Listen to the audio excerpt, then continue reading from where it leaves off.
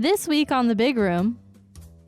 He tries to buy Dapper Dan pomade, and he doesn't carry it. He carries some other pomade. I don't want that shit. I want Dapper Dan. Yeah. Well, I can get Watch you that. your language. Yeah. But it'll be here in 2 weeks. 2 weeks. Like this place is a geographical anomaly. And then he 2 weeks everywhere. slams something down on the counter, and it's the hairnets. And he goes, "But I will take the hairnets," which is so fun. Like he's like, "Damn this store! Yeah. Give me the hairnets." Give me the hairnet.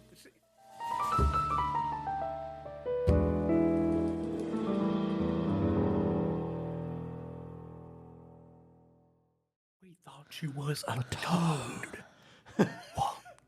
We thought you was a toad. How did you not? It's fine. Are we ready? Yeah. In 3, 2, 1. Welcome back to The Big Room, a podcast.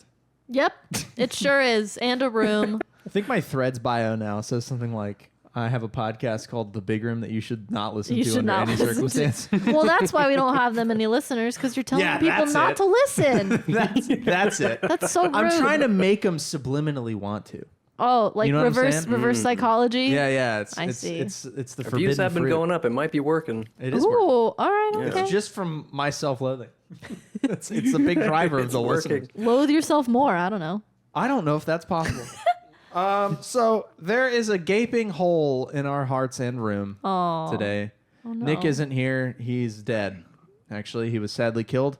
No, he's not. But he did get stranded so he took his car, his electric vacuum car. Yes, That doesn't have gas in it. No. For some reason, he bought a car that gas doesn't go in. he did do that. And he's been stuck at a charging station for 3 days. It's crazy. Yep. So he may get back. He's sitting there.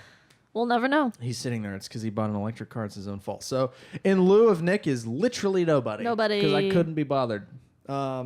So also, we lied to you last week. We did. Because Nick got stuck at his charging station for so many days without food, water, Entertainment. his phone's also dead. So Yeah. we haven't heard from him. He could actually have been If killed. his car's dead, he can't charge his phone, so of course his phone's also dead. Yeah, you know? yeah. I think he's been eaten by badgers. Probably. It's possible. The Badgers of West Virginia. And it's hard because they eat from the toes up. So he could be alive for some time before it kills Because him. he's so tall. Because Yeah. he's so tall. So that would take a while. Like, think of how high his heart is. The badgers have to eat all the way up. You'd lose a lot of blood, though, so he'd probably die from blood loss That's a before myth. they got to their heart. That's a myth. No one's ever died from blood loss. You've got so much I blood. don't know. You only have so much blood. Yeah. But it's once so it's gone, it's much. gone. That's true. Well, that proves my It is point. compact. You only have Nah. so much blood, so if you lose it, you die. But it's so much blood. Okay. All right. It's like a hot air balloon worth of blood in a person. Because it's under It's like pressure. a concentrate. That's why if you get cut, you like hear a because you depressurize. It's like opening a Coke can. Because you're a balloon. Yeah. A blood. Blood balloon. This is a great show.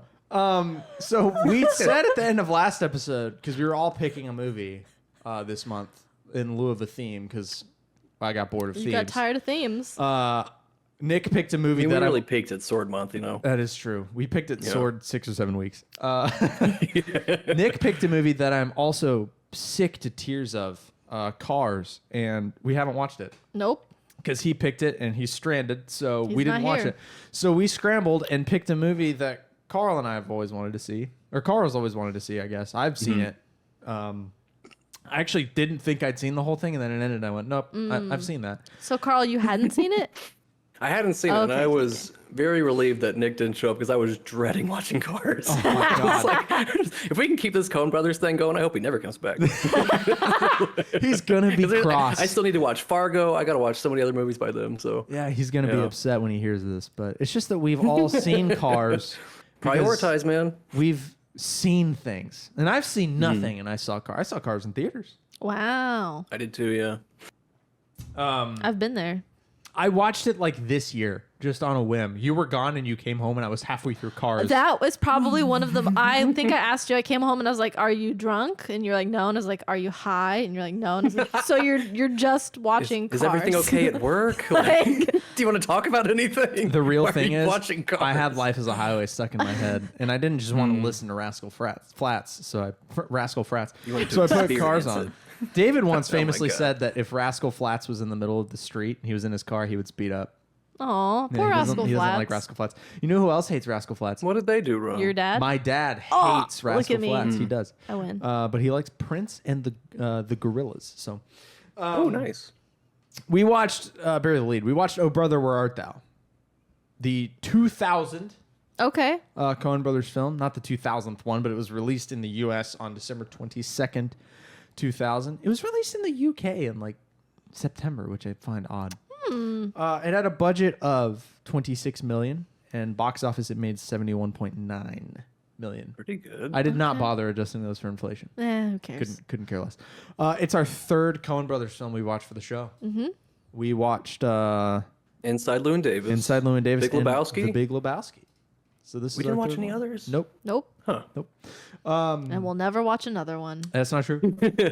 Did you like any of the Coen Brothers before this one? No. She did not. Okay. She hates So- Famously, 0 for 3. famously really did Yeah. not like either of them. Like very That is. I'm strongly Do you think you can disliked. pinpoint why? Like, You know what? I don't think she can because they're all so different. I just think I don't there's a like. lot of structural similarities, though. I find structural similarities between this movie and Inside Llewyn Davis more than I can find between this movie and The Big Lebowski.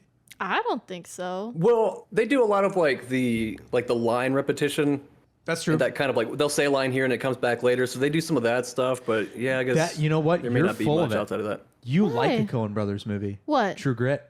Okay, I wouldn't say I like it. That does feel totally different, though. I remember. No Country for Old Men as well, they did. I remember yeah, watching it's a True great Grit. It's been a lot of years, and I think I maybe liked it. I really don't remember. I Jeff Bridges. made it all the way through. Maybe jury's out. So if we watch it, we'll see. I would like to watch both True Grits one day. Anyways, what I think it is about the Coen brothers is everybody, like in all their movies, the line delivery, the three that we've watched for the show, the line delivery has like a certain maybe flatness to it. Okay. I just don't think I like their like style. Deadpan? Yeah. It's just kind of like things, as Nick says, some things happen and then they stop happening. And they're not very, I'm sure they're meant to be deep, but to me, they don't feel very deep. Okay, since Yeah. we're here, I don't know. I had this note for much later, Sorry. but we'll talk about Coen Brothers and then we'll move on Okay. to the other stuff. I wrote down in the middle of it that this movie feels like a weird center point between Inside Llewyn Davis and like an Adam Sandler movie from the mid 2000s. and I had forgot when I wrote that note, I had forgotten that the Coen Brothers did Llewyn Davis. So, and I think that what I mean by that is that, and Inside Llewyn Davis is similar to me in this note, but that Oh Brother, Where Art Thou kind of has one note. It feels the same throughout the film. That's not a knock, but there aren't huge peaks and valleys. Like obviously things happen. There are high points and low points in the story, but it all feels semi-consistent. And I think Inside Llewyn Davis was the same, but take out the whimsy and add just depression because that's the kind of Yes. story that was telling. Yeah. And this movie is funny. It's a comedy. I feel like The Big Lebowski is kind of The like Big that Lebowski too. is a black comedy, but it also It just- it had It's more also neo-noir, too. yeah, but it had those like scenes of violence and whatnot, and him getting the shit kicked out of him in his apartment and drown in the But toilet. all of the and scenes have like an equal amount of like ridiculousness, too. that's true. But so there maybe were they also find kind of like a tone and just keep hitting it over and over again until Yeah. the hour 40 marks up. and that's not like there's no But I like trench run and there's no I just don't feel chill like they point. have a It's big all- emotional like yeah. oomph to them. And that's probably their thing, but I think that's maybe why I don't like it. I don't know. And my dad really loves this movie. I watched it with my dad years and years ago when it happened to be on TV. I had a friend over to like play Xbox and stuff, and we just ended up watching this movie with my dad, which is the first time I'd seen it. I was probably 14 or 15. So 15 years ago. And you liked it then, or did you? I liked some of the parts. I remember liking We Thought You Was a Toad. Do Not Seek the Treasure. Like that stuck out in my head. The line that made me laugh the hardest from when I had seen it was when they're with Babyface George initially, when they hitchhike with Babyface George, and he's shooting at the cops, and he says something to the effect of, "The only thing I hate more than coppers is cows," and he guns down a cow. Yeah. And one of the characters, I can't remember which, it's Delmer. He goes, yeah. "Oh, George, not the livestock." And that I remember my friend Travis had just spent the rest of the weekend saying that randomly, and we would just die laughing because it's such a funny line. Oh, George, not the I livestock. shared his sentiment because I was like, "What the fuck, man? Don't shoot the cows!" Like, I was like, we all had like a moment of silence for that cow in Jurassic Park, but that was way worse in this movie. Like, and then one gets plowed by the cop car chasing him. Yeah. And I was like, did they fake that? Did they actually hit a cow? Like, oh my god. I read a fun fact about that. If I can have fun. So the Is it a fun fact or is it a sad fact? No, it's a fun fact. The like The cow animals. was actually Piers Morgan in this. It wasn't PETA, but some animal rights organization didn't believe that was a CGI scene. So they wanted, they had to submit evidence in order to have that, like, no animals were harmed in the making of this movie at the end of like the credits, because they were like, didn't believe that it was a fake cow. And for the listeners, especially the younger people, in 2000, people actually gave a shit about what PETA thought. It wasn't PETA. I don't remember who it was, but it was somebody. Still. Like Some animal rights group. So you're like, they people. had to prove it. I'm like, did they? Did they? I wouldn't Yeah. have proved shit. I would have been like, if you want to think that was a real cow, you're a dumbass, can go ahead and think that. I had a point to my dad's story, though. I was talking to him about this movie last night, and he was like, that's a really long movie. And I went, no, it isn't. No, it isn't. It is an hour 47, but it's slow. It is slow. movie. And I think that's why you didn't like it. I think that's part of why you didn't like I it. just think there's many layers of why I didn't like it. I just don't Like an think onion. I know what I'm supposed to find funny, and it doesn't make me laugh. Okay. Like I know the beats that I'm like, he's laughing. I'm sure other people are laughing, but it just doesn't hit for me. I'm just like, it's not funny. Oh. Not funny. So we'll throw her in a well later. And, Sorry. Might need to go charge her car too. Ooh. but I think I'm 2.5 or 3 on Coen Brothers movies we watched. I like Big Lebowski more as I sit on it. I don't think I gave it a great review when we watched it, but the more I sit with that movie, the funnier it is to me. I think all the White Russians may put a bad taste in your mouth. Oh God, I made the They shittiest were White so Russian. bad. I had to apologize to the Coen Brothers and the White Russian as an institution. As an institution. I really jacked those up. So this movie cast is great. George Clooney, John Turturro, Tim Blake Nelson, Charles Durning, Michael Badalucco, sorry, John Goodman, and Holly Hunter. Notably, I have to highlight this. George Clooney's singing voice for Man of Constant Sorrow is Dan Tyminski of Alison Krauss's band Union Station. The song was not written for the film. I thought it was.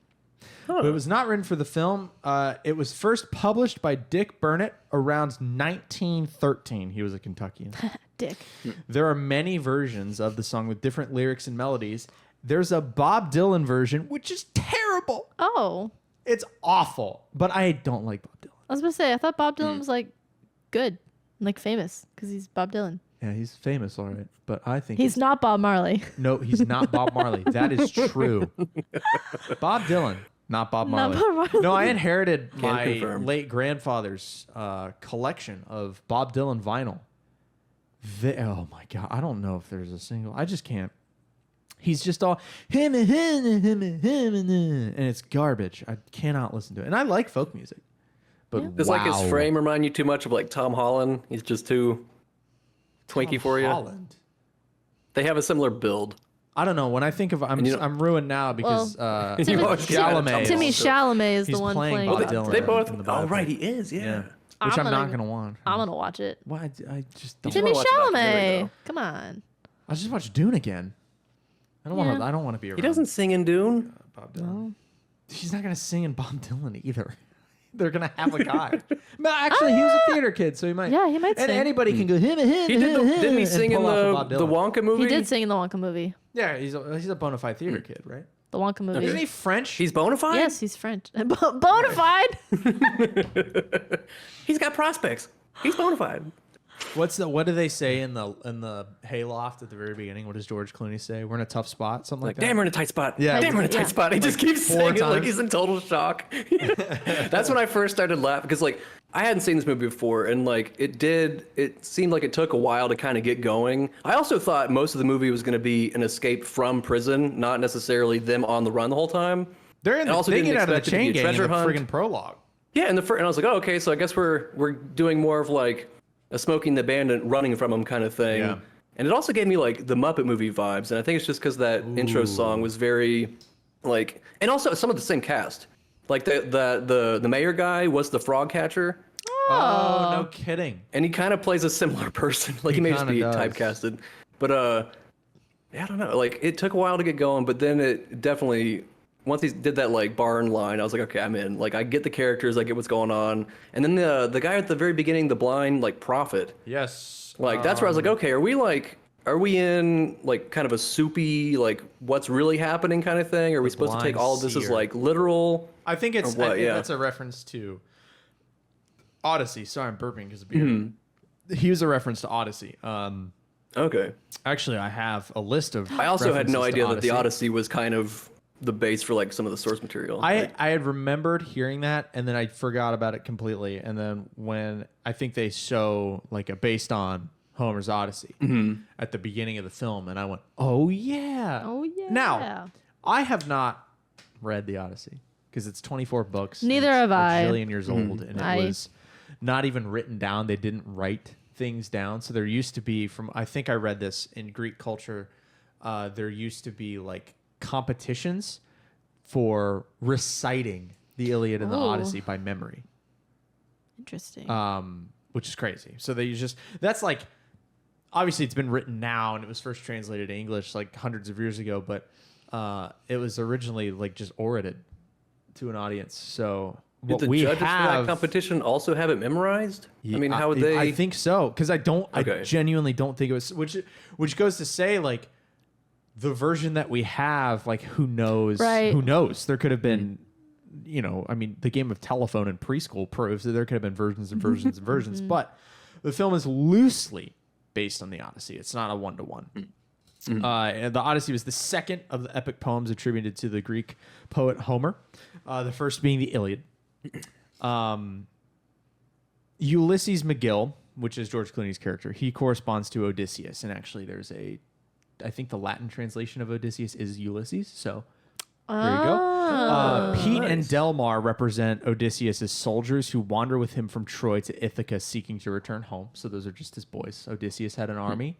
Ulysses has Pete and Delmar. Okay. Tommy Johnson is the blues guitarist that they pick up at the crossroads. Yes. He was an actual Delta blues musician. There's an actual guy Oh, named Tommy nice. Johnson. Okay. fun. And he was said to have sold his soul to the devil at the crossroads.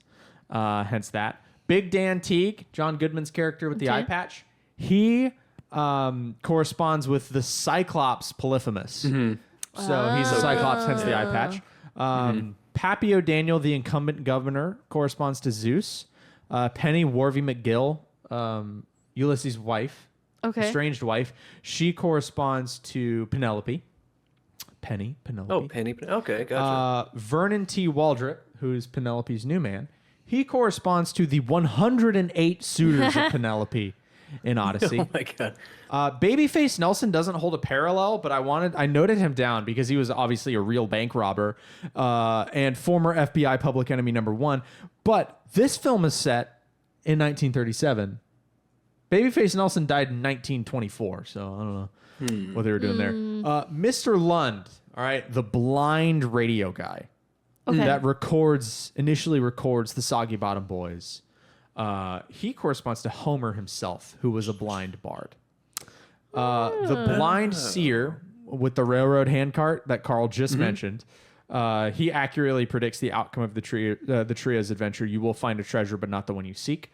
He corresponds to Tiresias in the Odyssey, who was a blind oracle. And finally, the three sirens correspond to three sirens. 3 sirens. That was pretty There you go. 1-to-1. Yeah. Pretty 1-to-1. So now, only one person on the set of this movie had read the Odyssey, and it was Tim Blake Nelson. Tim Blake Nelson plays Delmar, I believe. Yes, he plays Delmar, the one who. He was the one that you said reminded you of, or that Clyde from Logan Lucky reminded you of. Clyde from Logan Lucky. Oh my God. Adam Driver's character. You were saying that he kind of reminded you of Delmar, was it? I don't know. The way he talked. Oh, Maybe. shit. Maybe. Yeah. Sorry. Yeah. Yeah. Okay. Alright. As soon as he started talking, I was like, "That's got to be the guy." Now, what the hell was I saying? Oh, so he's the only character, or he's the only person on set, not character, real life person who had read the Odyssey. Ethan Coen had described Odyssey as, quote, one of my favorite storyline schemes, but he knew it only through adaptions and pop culture references. He hadn't actually read it, because who the hell's reading Who wants to read Greek that? literature I from learned the 1800 Spark years Notes ago? version. Boring. I learned Now- just enough to get through high school. Yeah. I would like to read them because I'm 1,000 years old and like reading old shit, but maybe I'll just watch a 3-hour long YouTube video about it. So That seems more likely. yes, Love you, but those are those parallels. I don't think you need to know anything about the Odyssey to enjoy this movie. They're at interesting. all, but it's kind of cool to know, like, oh, it's not just like it's loosely based because it doesn't follow the exact story structure, but there's all those parallels and correspondences. So it's kind of neat. Now, the movie itself. So I don't have a ton of notes the from the film. movie itself. Again, I'd seen it. This is my second time. I have some quotes, though. The first quote that I wrote down is right at the beginning. So they escape the chain gang. I have a question. Why do prisoners in movies always just hit rocks? I think that Are they making gravel? busy work. They're just- it builds moral fiber. It's I think. hard. It's just hard labor. They're just out there picking rocks? Yes. Pretty sure. That sucks. Yes. Prison's I not always supposed thought to be they were fun. like clearing the road for the railroad or something. but Railroad was maybe I'm done, just- man. Yeah, I don't know. I think they just Yeah, I had them don't out know. there busting rocks. Just I could be busting wrong. rocks. I could be What wrong. if we run out of rocks? What if we get them all? Then what? I don't know. We make a start Grander digging? Canyon. Maybe you they start- just start digging. Maybe you start axing trees. Grand Canyon 2, Electric Boogaloo. Grand Canyon too. Which, did you notice how freaking like yellow the first couple scenes were? The whole That was movie. another. I did not expect the color grading to be like as washed out, because this was like because I watched a few YouTube videos and a lot of like digital color grading was happening at this time. This is like the Matrix and things like that when they were Yeah. like really going all in. So for this to be, I don't know if reserved Club. is the right word, but like kind of like more bleak and kind of old timey. It was like I guess a breath of fresh air, but like or a risk at the time because And nothing even else was really doing that. a return to what film was, perhaps like the sepia of old. So it reminds me of when George Lucas was making Star Wars. Heyo. There it is. You got it in. The risk that he took soundtrack wise is actually using an orchestra, because at the time, what was in was disco music. Oh my and God. can you imagine? No. Orchestra is timeless. What a piece of junk! Like Staying Alive There's like a plays. crystal, Yeah. disco ball hanging from the. I Will Fuzzy Survive dice during in the the trench dash. run. Oh my gosh. Awesome. I would kind of want to see that rescored. That'd be Awesome. Maybe a train wreck of that'd be pretty great. But so they're escaping the chain gang. It's very brown and yellow. I feel like it got, for me, I feel like the beginning was very yellow, and then it kind of, I either got used to it or they adjusted to a more normal Little color less. grading for the bulk of the film, and then at the end it got really yellow again. I was like, that's kind of an odd bookend, but at least it's a bookend. There's a quote where Pete turns to Ulysses and goes, "Wait a minute, who put you in charge of this outfit?" And Ulysses kind of goes on and is like, "Well, if you would like to put it to a vote." And Pete goes, "Well, I'm voting for yours truly." Ulysses says, "Well, I'm voting for yours truly too." And Delmar, bless his heart, says, "Okay, I'm with you, fellers." And they just all look to each other, and the scene ends. It's great. Yeah. See, to me, Oh, that bless his heart. like he didn't want to choose. I think he's too stupid. Yeah. Like, I don't didn't think he had read- the agency. I think Yeah, he was just and that's like, kind all right. of what Ulysses was saying, because there's a very interesting relationship, because he's very clearly intelligent. Like, can read, he has read, he uses superfluous language almost to the point where it's obnoxious. Yeah. And the other two are, dummies. Kind of simple, Yeah, if you will. especially Delmar. Like, Yeah. Pete's like poor farm, and stuff, and Delmar's just simple. And it's great to have kind of two dummies and then one smart guy. Is a fun, especially for the setting. Like, nobody else is as smart as Ulysses is until they come up to Big Dan. Yeah. It makes them seem so out of place, like everywhere they go. Yeah, and it's funny, and he's got the Dapper Dan pomade and the hair. I forgot about the hairnets. Yeah, I did not expect that at all. I was like, this is a crazy movie. Like wearing this lunch lady hairnet. And he's like, damn, we're in a tight spot. You look so ridiculous right now. Like after they escape the first barn, they go to that general store, and the guy doesn't carry Dapper Dan. The car they steal breaks down, and they're trying to get a part that's going to be 2 weeks, and then he tries to buy Dapper Dan pomade, and he doesn't carry it. He carries some other pomade. I don't want that shit. I want Dapper Dan. Yeah. Well, I can get Walk you that. your language. Yeah, but it'll be here in 2 weeks. 2 weeks. Like this place is a geographical anomaly. And then he 2 weeks everywhere. slams something down on the counter, and it's the hairnets, and he goes, "But I will take the hairnets," which is so fun. Like he's like, "Damn this store! Yeah. Give me the hairnets." Give me the hairnets. Yeah, it's such like an alpha man move, but then buying hairnets and pomade is just like so funny. Ain't that a geographical anomaly? 2 weeks from everywhere. It's awesome. Did it remind you at all of Smokey and the Bandit? Because even the way that like he was like, all right guys, we're doing this, kind of reminded me of like Smokey, how he like grabbed what's his name and like made him kind of do the run with him, and it was kind of like, we're doing it my way, and I don't really There is that take aspect. suggestions. I will say it didn't come to mind when I was watching it, but I think that the difference between the two would be everything in Smokey and the Bandit works out for the protagonists. Everything works out, and it's more of a.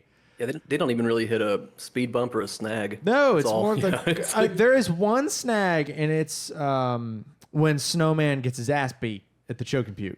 Oh yeah. But even then, he leaves and runs the bikes over with the semi truck, has a laugh, and they just keep on the going. last laugh, yeah. So the person that hits all the hiccups in that movie that balances out our heroes not hitting any roadblocks is Buford T. Justice.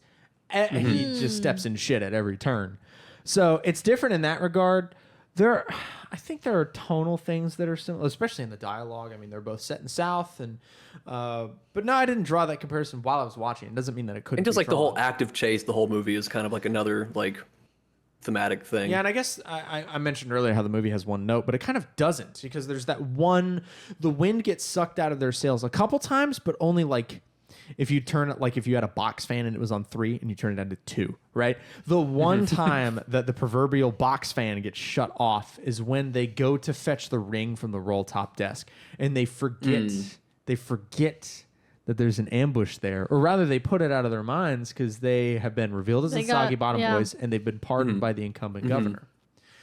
I got so mad, you guys. I was like, oh, they got their pardon. Good for the Soggy Bottom Boys. And then it was like, now they're going to get hung. And I was like, oh my God. I was getting real mad. You know, Sheriff Cooley, who actually corresponds to mad. 2 characters from the Odyssey, he corresponds to Poseidon and the Devil. He's kind of the big evil. And like some of the other movies we've watched, I won't make the direct comparison because it's a little bit ridiculous, but like Jaws, for instance, he's not there a lot. We see him at the very beginning of the film. I don't really think about him at all. And I think that's great, though, because when he comes back, when they walk up to the house and he's going, "Where's my porch swing?" or "my tire swing?" and we see the 2 holes being dug, and then the sheriff comes out, we're like, oh. I forgot about that. Yeah. That was a cool moment for me. That's the one part of the movie where the bottom falls out, and then once again they get rescued by the dam, or the river getting dammed. The river getting flooded. And their valley gets flooded. The house goes floating. There's a fun moment where all the Dapper Dan cans floating to the surface of the water, which is hilarious. Luckily, all 3 of them boys could swim, and then it pans on over to what's his face? Tommy Johnson. And they ask, "Hey, Tommy, what are you floating on?" He goes, "Roll top desk," which is what they came for, which is cool. And then we have the big FU kick in the groin where he gets sent to fetch his estranged wife, who he's won back by being a Soggy Bottom boy, the wedding ring, because she refuses to get remarried without her original wedding ring. He brings back the ring from the roll top desk, and it's the wrong ring. It's the wrong ring. That's my Aunt Myrtle. She thought it might be in there. She wasn't sure. I'm counting to 3. I've counted 3. I've said my piece. It's like, God damn it. Like, he's in a tight spot. What's that actress's name?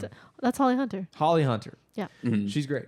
Yeah. Everything Her I've voice, seen. like all the voice acting stuff she does too, is like her voice is just very distinct, very good. We've seen 3 movies this year now with Holly Hunter. and no, that's not true. One was last year. One was last year. But we've seen 3 movies for the show, rather, with Holly Hunter in them, and I've loved or liked all of them. The Incredibles, of course. She's Helen Parr, Elastigirl, and The Big Sick.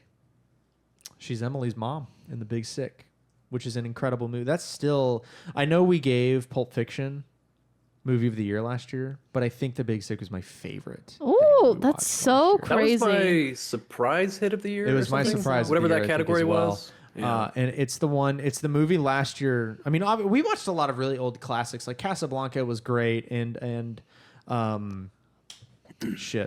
Rosebud, help. Citizen Kane was trash. Okay. Oh wow. Boring. Citizen Kane was great as well, but the movie that stuck with me was Big Sick. And if you haven't seen The Big Sick, So and if you happen to, for some reason, be listening to this, watch that, because it's better than anything we've talked about this year. I just love Kumail. It's such a good movie. Yeah. He popped up Funny, on sincere. a show on Only Murders in the Building, and I immediately was smiling. I was immediately he's in the new smiling. Season 3 or 4? now? Four. God, I'm like 2 seasons behind. They've got to move out of that building. Season 3 was really good. They've got to move Murders in out of there. that. That's a stolen They joke. do. But like, Oh. isn't this season they go to Hollywood or something? Yeah, but they're back in the building. Okay. So, well, it's not necessary. The murders just happen in the building. It's not building residents that are dying. Well, actually, season 3, Get rid of this building. the murder happened at a theater, not in the building. It's a show about a podcast too. And also, it's very unrealistic because I have a podcast and it is not that easy. No, it isn't. They just like stand in a room and like record live, and there's So like a recording thing, like it's like you a use in phone. college. One of Yeah. them is like a trained actor or something, and the other one's like they're both like thespians, so they have kind of a, performance background, so they But probably like can't just like they ad-lib. get this immediate following, and then a movie studio wants to make a movie about their podcast. No way. The thing that cracked me up, No I way. was out, I think making dinner or something during portions of you watching it over the weekend. And I came out and Zach Galifianakis was on the show playing Zach Galifianakis. Zach Galifianakis. He was just himself, which is, whenever that's done, I'm like, brilliant. That's really good. It's funny. Anyways, that was my A tangent. lot of tangents. This is a show with no tangents. The other moment that I have written down was the moment that my dad and I quoted for several years, although it's fallen out of our lexicon, unlike everything from Smokey and the Bandit, which will remain eternal, is the RUNNOFT. Mrs. Hogwallop up and run RUNNOFT, as if the kid can't spell run off. That's great. As if that's a bad thing, And then a bad word. But then the kid crashes through the barn with the car with blocks tied to his shoes, and he goes, "I'm gonna RUNNOFT," and then they send him on back. mind your paw. Yeah. They steal a lot of cars. They do. Yeah. We talked about It's a lot of collateral damage. Oh George, not the livestock. Now the other scene that this is the scene that I'd seen on YouTube recently, because Man of Constant Sorrow pops in my head once every like 6 months, and I have to go listen to it. And I like to listen to the scene where they're in the Beards. It's the full band performance of Man of Constant Sorrow. And the KKK leader guy that's running for governor against the incumbent. And he's like winning the race. And this was back when like politics were sane and like a minor thing could, or I guess being ahead of the KKK is not minor. But trying to shut the Soggy Bottom Boys down certainly is. Remember when like small things could ruin your campaign? Yeah, like, being racist or Hitler or being Being Hitler. murdered. Or, yeah. Having sex with your couch. sexually assaulting people. My favorite line from that moment, though, is that guy, what's his face? Homer Stokes. He comes in and interrupts the Soggy Bottom Boys because he recognizes them for interrupting his KKK rally the night before. Which My Big mouth. Dan was in wasn't as it? well. I actually got your attention because you had checked out kind of. I had checked out. That popped up and my mouth was agape. I was just like not anticipating seeing a full like hundreds of people just chanting, stomping KKK rally. It reminded me of Django Unchained, the KKK scene Yeah. in Django. And then I was like, movies don't do that. Like, we've watched several movies that just jump cut to a KKK rally, and they just don't do that Yeah, anymore. but you know what? It's funny every time. It's- Because I it was a don't- simpler time back then when the KKK was a certain evil. And now it's back. it's hip again. Yeah, no, it's cool. Because, wow. Our country's doing Because our great. politics are screwed. Yeah, it's fun. It's insane. It's a terrible place. Can't believe that guy's still alive. They're I'm trying trying- to second guess they're the whole one. No, because it does feel like the stakes keep getting higher and higher, but it's just their reaction to what's happening that's the same. Like they don't ever really seem to be out of sorts or like flustered, except for I that think very it's- beginning where he's like, "Damn, I'm in a tight spot." But even that was like a very level-headed, like, "What are we gonna do?" You know, I wasn't, think like, it's freaking that, out. and it's not even that they're level-headed. I think they have a consistent level of exasperation, and also Ulysses' confidence is all-time high at all times. And I kind of took the same feel as my the way that I felt watching the movie, but I think that's because I think we as an audience are supposed to be a part of those Odysseus' soldiers in the Odyssey narrative. So we're supposed to be one of them. Oh. So I am interpreting the things going on the same way as the three of them are, which is pretty chill the whole time. And even when like we have our and in the middle of the movie we have Pete with the three sirens. They get saved, which is hysterical. So funny when they all get baptized, except for Ulysses. I remember finding You two are dumber than a bag of hammers. I remember finding Ulysses. I remember that making me uncomfortable as a young teenage evangelical, and now in my 30s almost, it's just the funniest thing in the world to me. It's so funny, and that all happens. They get caught by the sirens, which is a scene I'd forgot about. Until gross. It's a scene I'd forgot about until it started happening. I went, "Oh yeah, the sirens and the toad."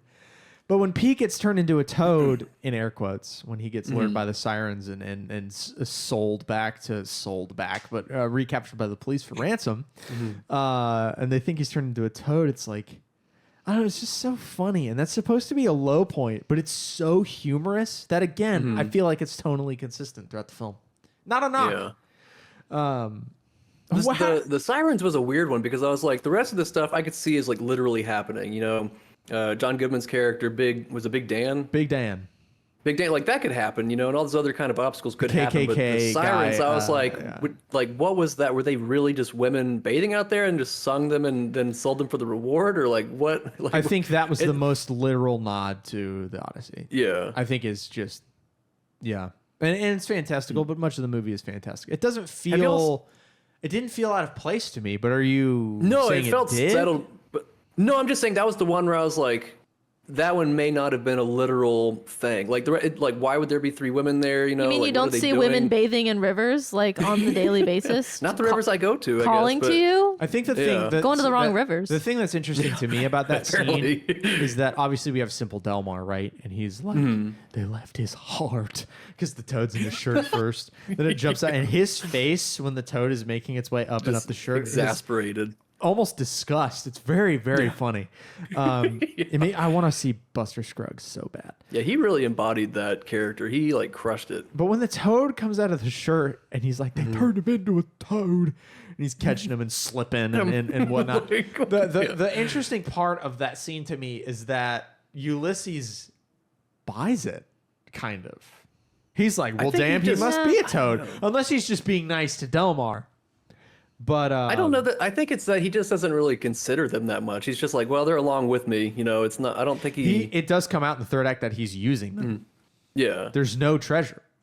There's no $1,000,002. He had found out in prison that his wife was being courted, and he is like, I got to go save her. So I needed to make up a fantastical story to bring these people along with me to help me out Yeah, because they were chained to him. because they were Or chained. else he to would him. have just left without him, probably. But chain gang. have y'all seen Over the Garden Wall? No. What is that? Okay, it's like a limited series, like animation. Elijah Wood's the main voice actor in that. I've heard- that's but where I've but heard of it does a similar thing where it's like it kind of blurs the reality of like what's actually happening, what's like kind of maybe it's his imagination. So like part of me was wondering like does this movie kind of follow that sort of thing where it's like maybe some of this stuff is just what they think's happening or if it's all literal. But I guess just the fact that it's kind of a myth, you kind of just have to go with that's just literally happening.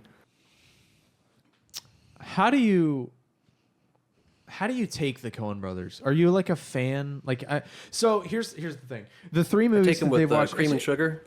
Right. I don't have to have sugar anymore. I've been having just cream in my coffee. It sucks. Doctor's There's orders. a lot of sugar in cream.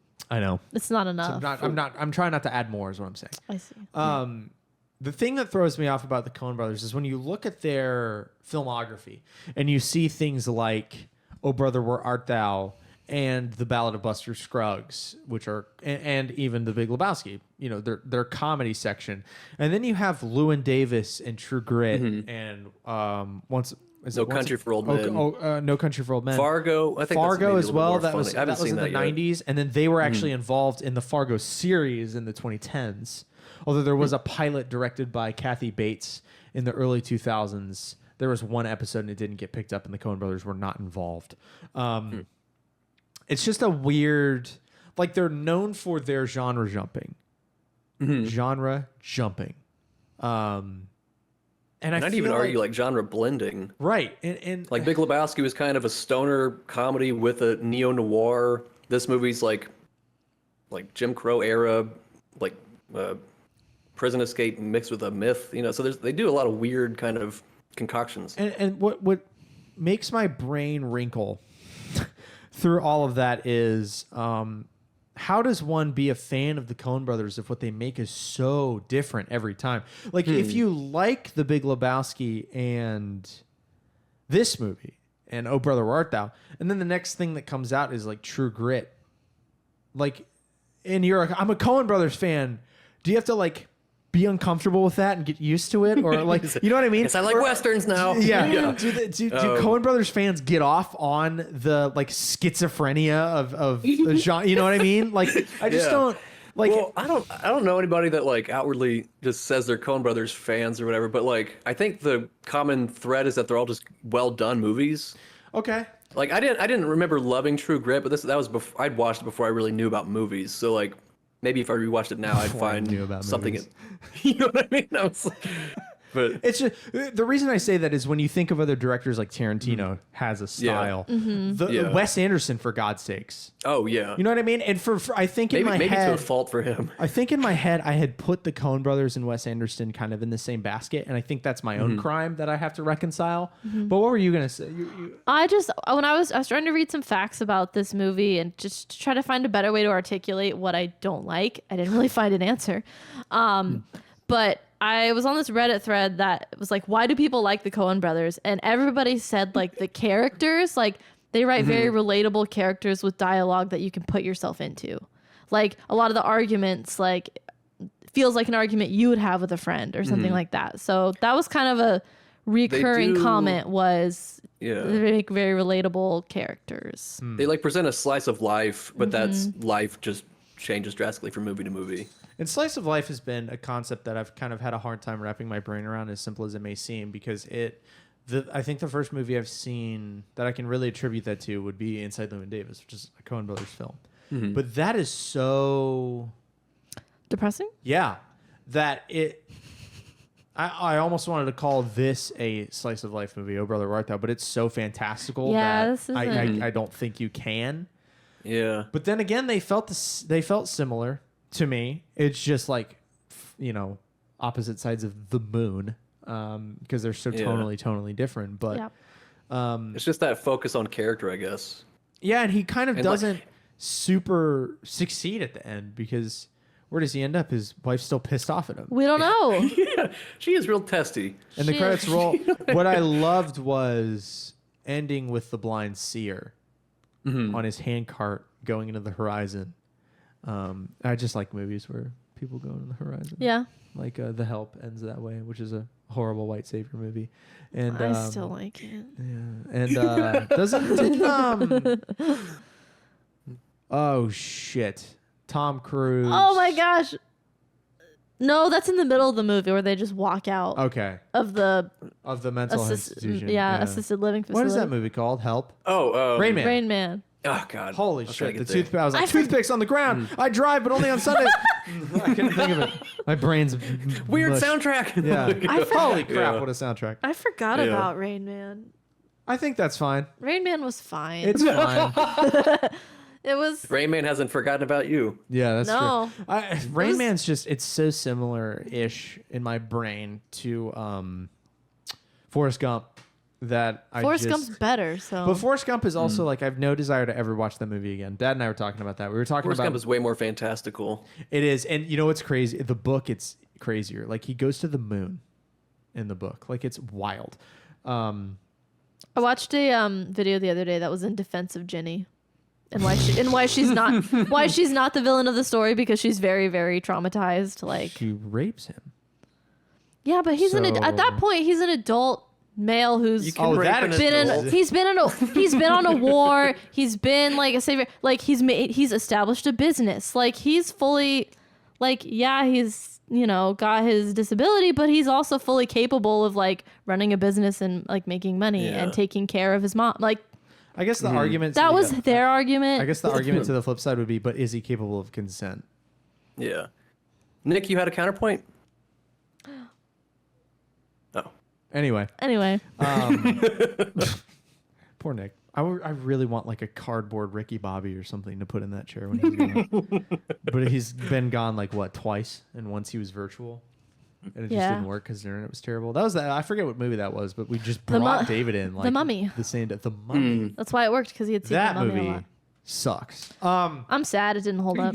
No, it doesn't hold up. Jesus wept. That movie's bad. I want to watch the Tom Cruise one. Oh my god, Oh. it's probably terrible. What else we got for this movie? Well, so the sheriff guy with his glasses. Danielle, I feel like you mentioned before you saw Cool Hand Luke. No. He reminds me of Tommy Lee Jones. Somebody Gilmore saw it. Girls references Cool Hand Luke in season 5. I watched that like last year, I think, or for some reason I put that on, and like there's a sheriff in that movie with, and he's got like these aviators on. And I was like, that's got to be like a direct reference to that guy. But I guess like what's the Kill Bill? it's George's boss too in Seinfeld. Oh, is it? It reminded Yeah, me that of, guy. It reminded me of the sheriff from Kill Bill at the very beginning, with the church. Oh, yeah, Everybody's with dead all- in the with, church. like, and he's got 9 sunglasses. All the sunglasses, which reminded me of you. So many sunglasses. Oh man. Oh, did you notice the bona fide guy was the pit crew chief in Ford vs Ferrari? There's that, and then the guy from It's Been 6 Months, Carol. He's the new husband. Yeah, the pit crew chief, right? Okay, yeah, same guy. Yeah. Yeah, okay. And the guy that was part of the current mayor's like party was the high pitched voice boyfriend in Seinfeld too. A lot of Seinfeld cast in this. Yeah. It was just after little Seinfeld. cameos. A couple Seinfeld years had after ended. Seinfeld ended. They were trying to make that, you know, Didn't Seinfeld end in like 99? Good thing they found work. they were trying to Wait, what? capitalize. Didn't Seinfeld end in like 99? Or was it later than that? I don't know. Don't I people don't hate know. the ending of that show? I've never watched it. Yeah. I've never finished all the way through, yeah. But what show does have a good finale that's like Parks and Rec. oh, Parks yeah, and Rec true. has an yeah. incredible final really good. season. It's the best They final. took like 2 years off and then came back, or what was the story with that? Oh yeah, I forgot. No, I think they just did a time. There was jump at least a big in the time show. jump. They did a huge In the time jump show. in the Okay. Yeah. Because that Alright. is it season 6 is the last season of Yeah. Parks? And that season 6 opens with, and it was so dramatic. I remember because it was COVID and we were building a puzzle on our Yeah. table in our breakfast nook. We were building a Yeah. puzzle, and we were like, let's get through Parks and Rec. And season 6 started, and it starts with Ron Swanson being pissed off at Leslie Knope. And I was Oh, like, yeah. what a tonal shift. And the way they resolved that, I like wanted to applaud in my living room. really good. It was it's my favorite ending to, and I watch nothing, so this isn't the biggest accolade on earth, but I loved the end of Parks and Rec. I loved it. The Office, the seasons leading up to the end weren't very good, but I feel like the final episode. When was Michael really Scott walks in to Dwight's wedding, good. Yeah, like everybody gets a nice ending. They're where you want them to be. it just sucks that Michael gets like no lines. He just gets that that's what It's she like said. all my kids grew up and then they Yeah. married each other, Yeah. which is perfectly normal. Very Michael It's Scott. very Michael Scott. You know, there's a Office. There's not a reboot, but there's an Office series coming. What in country? Australia. Australia, that's right. There's going to be an Australian Office, and it Interesting. could be quite good because the Australians are hilarious. So Look after that. The boss is a woman. Very progressive. Wow. Very demure. Very cute. Very cutesy. Very progressive. I don't mean that derogatively. Very demure. I'm kind of out of things to say about Oh Brother Where Art Thou. Should we go into hit? Oh, I thought it Miss, or was. do you got- There was a similar thing with like Jeff Winger practicing law like falsely, and then Yeah. so I was like, I wonder if Dan kind of borrowed that from that, or if that was just happenstance, you know? Oh, let's But- tweet him. He doesn't have to tweet. No, I don't know. When did they practice law falsely? It was. Isn't that what he got arrested Ulysses for? got arrested Yeah. for something to that degree. Like, And Oh, Jeff Winger okay. forged his I- own, like his. Yeah. Must have tuned it out. Do you want to do hot points first let's or do hit or hot miss? points. Ooh, Yes. We yeah. haven't done- I haven't had the music, and we haven't done hot points in weeks. So We Here we did go. them last week, maybe? I'm not sure. All right, let me pull up my list here. you didn't have hot points for Ford versus Ferrari, bro. Oh, yeah, you're right. It was before that then. Anyways, I just did hot points for Mr. Everett. What's his last name? George Clooney's character. Ulysses. Ulysses Everett, if you will. Because let me just say, George Clooney was looking mighty handsome in this movie. So he got a +1. I'll tell you the scene. It was when they were sitting on that little like platform train thingy, and I was looking at him with the oracle guy, blind oracle guy. Yeah. They're sitting on that train. I was sitting on the hand. The hand thing. Yeah. And I was just looking at him, and I just was like, yep, he's handsome. Yeah, George Clooney, he's aged Sitting quite on a well. train. I'm, Yep. Yep. I'm certain he's had work done, but he's aging very well. If you have the work done well, like, Like Paul Rudd, yeah. Yeah. But you don't overdo it. Jennifer Aniston. So, yeah, it's gone too far. Wow. You need to stop. So we got a +1 for that moment. But he got a -1. He was making some crazy faces while he was fighting. They were not hot. The fist fight in the fist, drugstore. yes. Yeah. Like his eyes were bugging. I was I like, love that fight because not he hot. doesn't land a hit. He just gets He was shit going on apey. and Yeah. thrown Yeah. out and banned. Yeah. So that took us back to a Stay out 5. of Warworths. Think you're banned from just that location or nationwide. But I had a visceral reaction. I got so mad when who was Pete? Pete was like, I had 2 weeks left of my sentence. Yep. And we find out that he was a big fat liar Yep. to go save his. I don't care that he was trying to save his wife. The other guy was probably a better guy, not in jail. So I just wrote down horrified. -1,000 for being a liar because I was mad. Ooh. So no He's hot not hot. points. He just not did a, hot. He did a flick from Bug's Life, and you hate him for it. Yeah, I do. Wow. Flick from Bug's Life did it. He lied How- to the ants though about he set out to get warriors and got circus people. Yeah, that's was- bad that was too. a big lie there. That's a big lie. BYOB. But Flick's an ant, so we don't have hot points for an Yeah. ant. Has Nick seen Bug's Life? You think? No, we've talked about this think very so. recently. I wonder if that. No. We did talk about it in an episode. He was like, I've seen Seven Samurai. Seven Samurai. Bug's Life is different though. I mean, it's a totally different tone of Yeah. movie. My- It's my not problem- 3 hours long. My problem with Bug's Life is that A lot more color. yeah, the end of the movie feels a bit thrown together. Like the final fight is like, sure, they have the fake bird and that's super cool, but before that, it's a bit of a mess. And obviously, like Hopper has a whole other like villain relevancy in today's world because he's played by Kevin Spacey, Yeah. Yeah. which is rough. That's a good movie. At least most of his roles are still the villains, so you get to root against him. yeah, he's just a bad person. Remember when he Yeah. like in the middle of all of his thing, he like came back as his House of Cards character and did like a piece to camera Oh, over God, Christmas that time, was and it was so- gross and weird. What was that? It was well, it's just a man who's blinded by his own gross hubris. He's disgusting. Crazy. Kevin Spacey Yeah. sucks. Hot take. Hot take. So hot points are there. Let's do Ah, hit or miss. I'll start. I you want to guess. start us off? Start us Hit off. is hard. So Ooh. this is the one movie. I know Nick complains about the scale all the time because he's like, oh, my car's electric. I don't like the scale. But this is the first movie where I've kind of had to sit and go and ponder the scale because I think that I would give this movie on a scale of 1 to 10 about a 7, and that puts it squarely between mid and hit. Like I wouldn't be like, what a banger movie, dude. What I would say to describe this movie is I enjoyed that. Enjoyed that movie. Okay. A lot of people, I was on Reddit doing a little bit of research just about the connections to the Odyssey, and a lot of people were like, "Oh, I didn't like it at first, and then I watched it again, and it became one of my favorite movies." And people were calling it a masterpiece, and that it's one of the pinnacle comedies of the early 2000s, and blah blah blah. I think that's a bit much. It's a bit much. However, I liked it. It's not mid. Certainly not mid for me. I don't know. I'd like to watch it again, maybe like when you go out of town. Yep.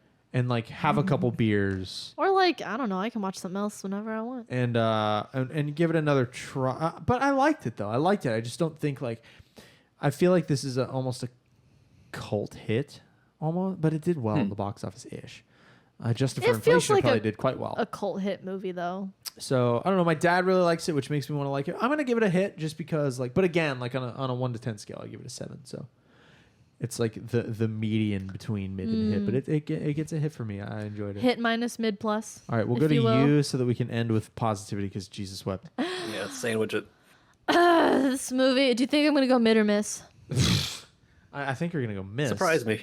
Yeah, I'm gonna go miss. Yeah, Big obviously. fat miss. But now, why though? So that people don't grab pitchforks and want to kill you with a knife. Well, I've already kind of mentioned why a little bit. I don't know. Well, what I said last night as soon as this was over was this movie's boring, not funny. They shoot cows. Everything's yellow. That's what I said last night as soon as it was over. Is it a pacing thing? You don't like slow movies, is why I asked that. I feel like you've got a bit of the. I like the old movies we've watched, like That's Breakfast at Well, the Tiffany's. pacing was slow. consistent though. It wasn't consistently slow though. I think It's not a Michael Bay movie, is what I mean by that. Yeah. It's I just think it doesn't land for me. The type of humor doesn't land. No, you're very picky with your humor. I am. I also You're like a way toned down version of your sister when it comes to humor. You both have similar dislikes there. yeah. Like you, I don't can feel like enjoy- you go out to seek things being funny.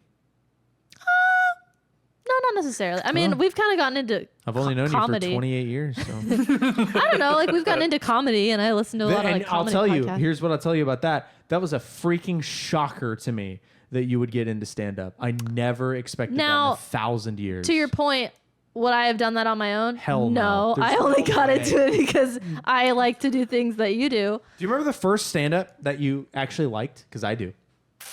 Other than The Brian Regan. yes, absolutely. Brian Only Regan's I walked on the moon. Brian Regan's I walked on the moon. Yeah. That's an amazing, amazing set.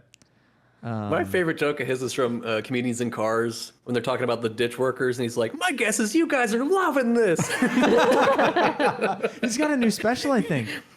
Oh, I think know. he's got I a saw the new one one. at Red Rocks when he had like Is white that- hair, and it's he's like, that "Let's one. just okay." And he's like, "I got struck by lightning or something." He's like, "Let's just rip that band-aid right off." He's like 65 or something. He's getting old, man. I also Yeah. think this is a very We all are. male-dominated movie. Yes. Like This is a dude film. I mean, because That's like I kind of don't what the Coen need Brothers do is a dude movies. strong female character, but like I definitely gravitate more towards that. Like unless it's like something like The Godfather, which is obviously like a piece of art, or an action movie which has other entertainment value to it. Like if it's just a movie about 3 dudes, I'm not really gonna be very. You know, engaged that's in that. true because The Godfather's kind of the pinnacle of dude film. Like, ugh, he won't stop talking about The Godfather. But you really like that movie. I really liked it. I found it fascinating. So, hey, don't disparage The Godfather just because men like it, you sexist pigs.